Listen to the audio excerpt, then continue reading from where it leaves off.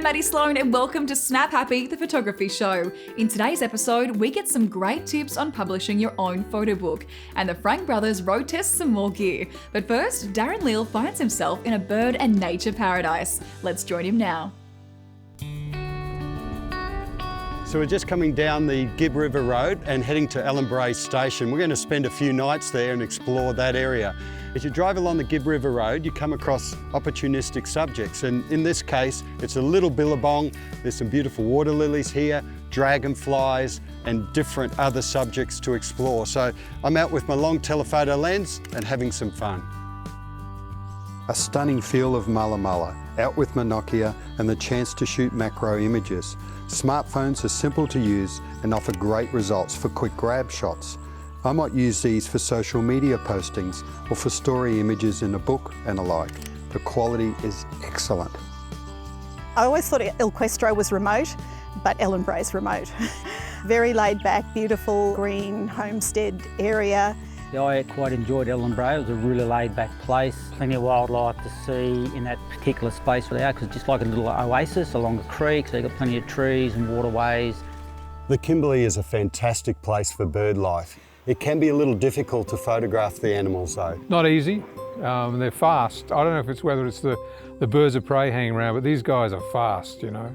Bird photography can be tough, so let's look at a couple of simple techniques and concepts that might help you increase your success rate with great bird images.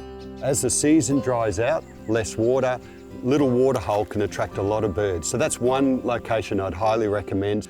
Another one we've discovered here in the camp, and it's right next to our accommodation, is a little area where there seems to be termites or something like that, and several species are coming in to feed from time to time.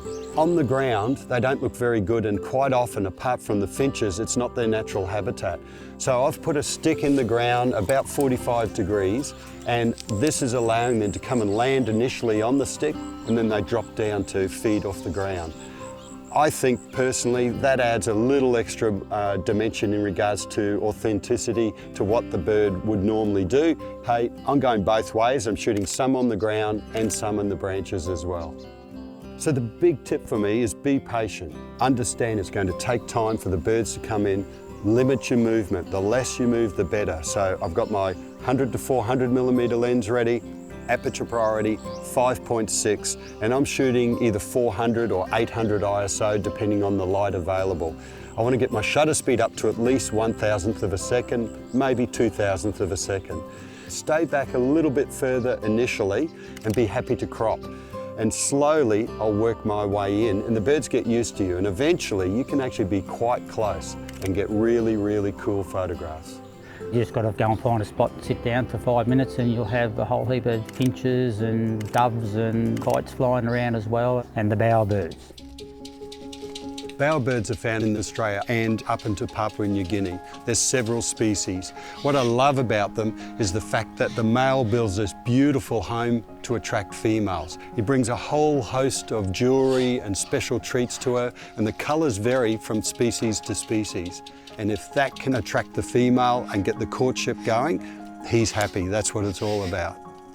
We've moved away to some degree from the bird. We've got a clear shot. I've got the 100 to 400 mil, but I'm using it at 100 millimeter. And again, I'm using aperture priority 5.6, but very high ISO because it's in the shadow of the tree. So we're doing something like 6400 ISO. A little bit of noise or grain in your photograph, who cares? It's about capturing the image. And that's what this opportunity is about. Be patient, spend time, and look for unique photographic opportunities and locations like this. Have a go. First couple of days they were a bit wary and they weren't showing plume on the back of the neck, but the last morning we're there, they were really firing up and showing all their colours, so it was really great. We're finishing a day in the wilderness. It's a stunning place to end what has been a great day of birds and other creatures, but in this case, we'd set up a particular shot with a cowboy or ringer in the middle of nowhere. Bit of fun, really simple. All it is shooting into the sun, so you're going to get silhouette results. The ringer is kicking up a bit of a dust as though he's walking in some tough country. And what we're doing in between is enjoying some cheeses and drinks. And then we're going to go out and do last light shoot for that same shot. Have a look at the results. Simple, but really effective. What a great way to finish our day in the Kimberley. Join Darran for the next episode as he explores one of the greatest landscapes on Earth.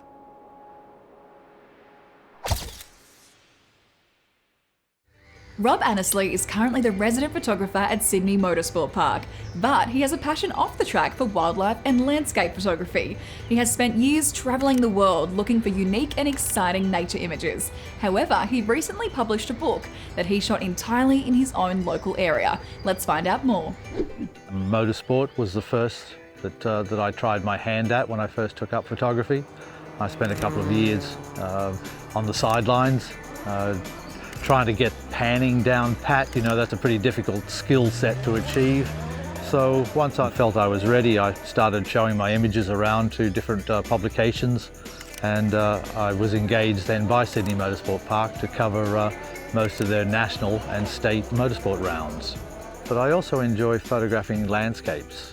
You know, when you hike into a spot and you've got that calm, serene environment and you're just waiting for a sunrise or a sunset to occur, I really enjoy that too. But by and large, my favourite type of photography is what I would call life in motion. I love to photograph anything that moves. So whether it be jet skis or surfers or dragonflies or eagles, I just love anything that moves to photograph.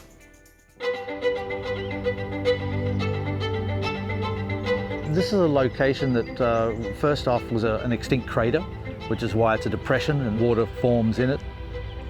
In 1923, Mr. Webb started a market garden, and this depression here was the water supply for his market garden. In 1985, the dam was formalised and they built the Coppers Logs walls and the barbecues and picnic areas, with a revamp done in 2013 to the state that it is today. It's pretty bizarre. This place is only 2 kilometres from my home, and yet I've travelled 300,000 kilometres around the world photographing animals, and here in my own backyard are some of the most exciting animals that I've had a chance to photograph. The diversity in a suburban location would have to be the most exciting thing, that you can fall out your back door almost and see 6 or 7 different types of ducks, 30 different types of dragonflies, beautiful parrots, 5 or 6 different types of parrots. There's owls, tawny frogmouths, lizards. It's quite exciting to be able to find that in a suburban location. This project took me 3 years. It all started when I started to walk my dog here in the park. And after he'd had his exercise, I'd sit down with him and we'd sit on the side of the banks of the dam, and I'd bring a camera. And I found that the quieter and longer we sat, the more that the wildlife came out and peeked out from underneath the bushes, and we found some very amazing little birds, and that we wouldn't have seen if we hadn't have sat quietly. Wildlife photography is all about patience. I remember reading in a National Geographic once that a guy stood in a stream for 7 days up to his knees in water just to get a shot. Now, I haven't gone to those extremes, but I have been known to sit in my hide for 7 or 8 hours waiting to get just the perfect shot of little birds or something like that. I've got ducks that keep coming up to me and wanting to chat, and I've got water dragons that'll come and sit beside me, and I can get within 1 or 2 feet of a water dragon and almost do macro photography on reptiles here. So yes, it's all about patience and knowing more about your intended subject and what they're going to do and how they move. After 3 years, I had thousands and thousands of images, and as it happened, I was doing a professional development course at the Australian Centre for Photography, and the course I was doing was book publication and editing. And so I used my Webb Dam photos as my source images for that project. And it all just kind of came together, and it felt right. The images assimilated well into a book form. And during the course, we were introduced to Momento, and I was very impressed with their publication and printing processes. I'm a stickler for accuracy and quality, and when I found the Momento print in 6 colours, I was absolutely sold, because their colour rendition on paper is just exquisite. The feedback's been quite amazing. I mean, as a self-published book, the book actually has sold out. It was published with the view to being promoted to the local area, people who live around the dam, as well as people who attended the exhibition that I held. It featured 30 large-scale prints taken from the book, and that was quite an exciting opportunity to do. Stick around because later in the show we'll get some more insight into the process of publishing your very own photo book with Rob Annesley at Momento HQ. Hi, I'm Howard Frank, this is my brother Saul. Our father started Camera Electronic 50 years ago. We really do it all here for you at Camera Electronic. Repairs, rentals, training courses, expos and workshops, all sorts of things. You name it, anything to do with photography, this is the right place. And today we're going to be shooting at an amazing location. We are Whiteman Park Motor Museum, just about 15 minutes from the Perth CBD, an amazing collection. There's over 70 motorcycles, classics like the Indian, there's some of the best, most beautiful motor cars. There's a 90-year-old car that the engine still runs, and lots more. Well, I heard there's something that goes 88 miles per hour, but you'll have to keep watching to find out what that is. You might need a flux capacitor for that. Let's take these Sonys. We've got the A7R Mark IV, we've got the A7 III. Just in case though, there may be some dim lit spots in the museum, let's take some Profoto lighting with us too. Let's go have a bit of fun.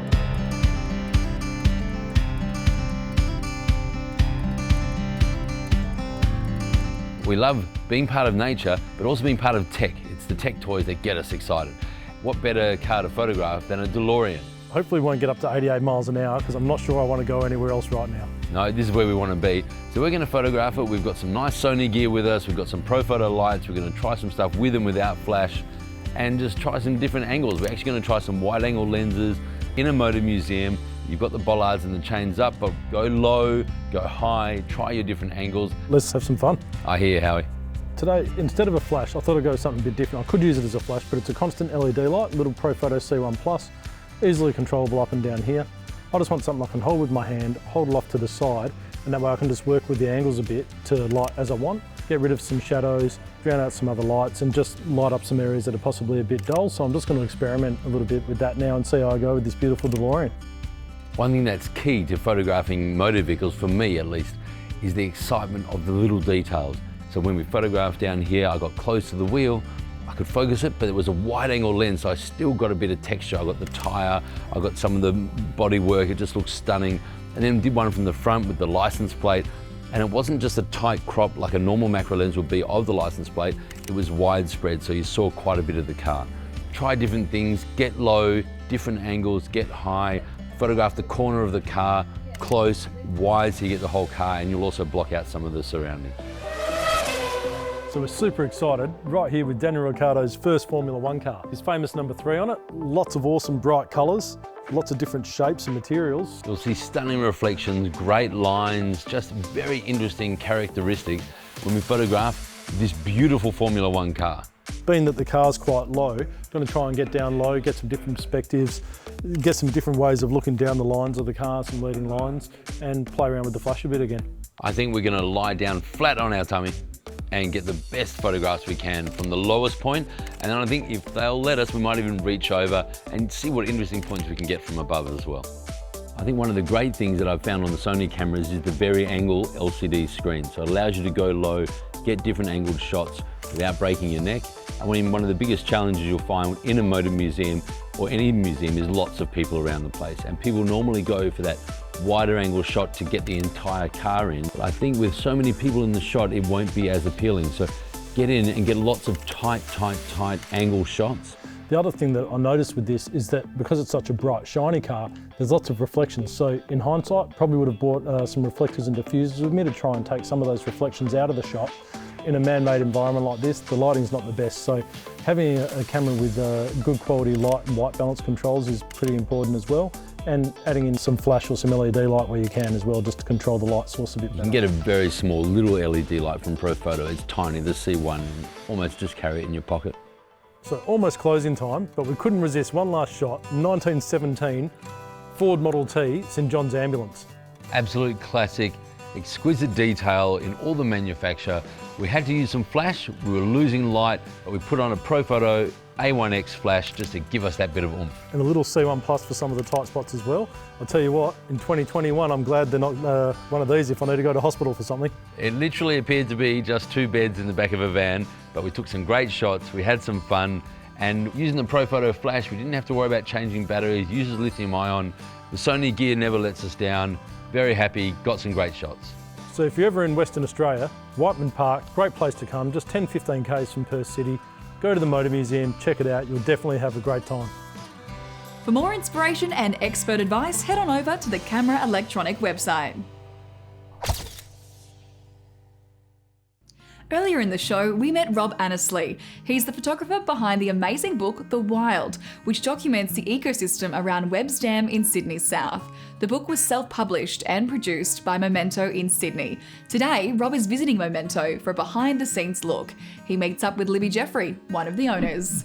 Rob, there is no secret that I love your book. I love everything about it.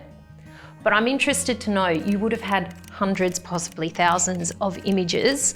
How did you go about deciding which ones made it in? That's a really interesting question. Yes, I took over 10,000 images. I love sharp images. I love clarity and I love detail. So they had to be absolutely tack sharp and they had to then tell the story so someone looking at it could see a meadow argus butterfly and see all of its circles and its colour and its detail. That was how I chose those images. Wow. But it's not just about what's on the pages. It's also about what materials, what size you choose, what finishes you choose. What made you go with this size and this cover material? I love gloss. I'm just a glossy person. And this particular image of the Pacific black duck in gloss just spoke to me, and I felt that the book needed to be a gloss cover. The reason I chose A4 was it wasn't too large for my first book. I chose landscape because the majority of the animals that I deal with are either long, and so they don't suit portrait. I get a better feel of in-flight animals, so like these dragonflies, they wouldn't work if I cut them to portrait. I need them long. We've got lots of different paper options. What made you go with the satin? The book should be more representative of what each of these wildlife look like in the wild. They don't look gloss when they're on a leaf or when they're on a tree or when they're flying in the midair. They look more natural, and so I felt that the satin finish was more apt to use in this instance. So Rob, I'm also keen to know what you felt about using the software and the design process. It was just so easy to start dragging and dropping images and populating the pages. I got into a little bit of difficulty, but look, your customer service assistants are just fantastic, and so to make a phone call and to be pointed in the right direction was just too easy. So Libby, once the design and the images have all been selected, what happens with the process after that? You need to export the file, and what happens is you'll get 2 files, a proof that you can check, and then another one that you can upload to our website to order. Once it's there, our print operator Jonathan has prepared the printer, it's calibrated, we've checked all the colours, goes straight into print. After we have the printed pages, we take those into the quality assurance team who'll flick through every page and check that everything's looking okay. Then they'll send that into the bindery. Binding is a really interesting and essential part of the process. Martin Penny has been a bookbinder for over 20 years and in this time has bound over 500,000 books. What exactly do you enjoy about the job? It's a great job. You get to do things with your hands, for a start, and that's a fantastic thing. It's very creative. It's great to see other people's work. These are people's memories that we're talking about, so it's very important. We like to treat every book as if it's one of a kind. That's what I enjoy about the job, yes. So what was the process that you used to bind my book? Yeah, it came in to us as a set of pages, as a book block. It then gets sewn, so every book is sewn to give that longevity, right? From then on, it's then end sheeted with the end pages that you choose. Then it is trimmed. It is then given its boards and spine, the particular spine for your book. Its cover is then made. It is then brought around to the case making part of the journey, which is then glued out with a brush. The front cover is folded over and the back cover is folded over, It is put into the pressing machine and then left overnight to dry. We usually like to give everything 24 hours to dry. It's been really interesting to see the manufacturing process. What is it that makes Momento different? It's the care and attention we give to colour accuracy and to checking the pages after they're printed and the book after it's bound, and also the quality of the service that we offer. But I think the big difference is that we're 100% Australian, owned and made right here in Sydney. It is really satisfying to create your own photo book, but I never would have realised it was so easy to self-publish too. Go to Momento's website for more inspiration and information. Well, that wraps up another episode of Snap Happy, the photography show. Go to our website and sign up to our mailing list to join our community. We have heaps of tips, special offers and videos for you there. Happy shooting, and we'll see you next time.